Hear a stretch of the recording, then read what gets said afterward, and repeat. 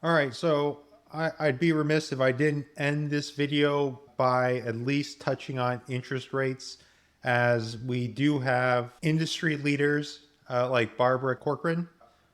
I stand behind my use of air quotes with calling her industry leader, predicting that if we see the Fed lower rates by 2 points or so, what we're going to see is a massive surge of demand come back into the market.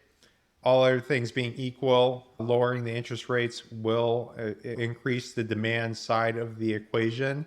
It's very hard to predict the Fed. It looks like they're done raising rates, but there's certainly no indication they're getting ready to lower rates. We see here inflation as of September dropped to 3.7% from 9%. And remember, the Fed's target is getting it down to around 2%.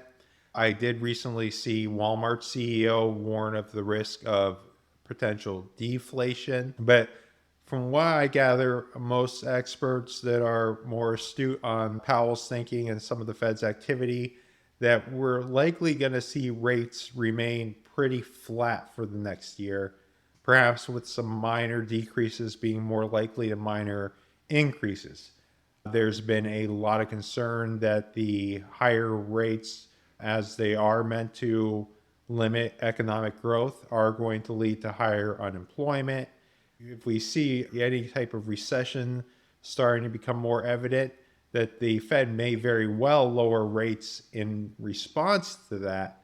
But if the Fed's using that logic, then that means that's more pull on the actual demand side of the equation. Less people with jobs, wages stagnant or decreasing, then that's going to mean that 1 or 2% drop in interest rates is going to maybe be a wash with that little bit of surge in the demand it would cause would be a wash by the demand loss from the softening economy. I feel pretty certain that unless the Fed were to do something manic or start to really drop rates by 3+ percent points, which I have a hard time imagining in the near future, that even if the Fed does lower interest rates, it's not going to be enough to counteract all of the increasing supply side issues that are in the equation. And also, if we're looking at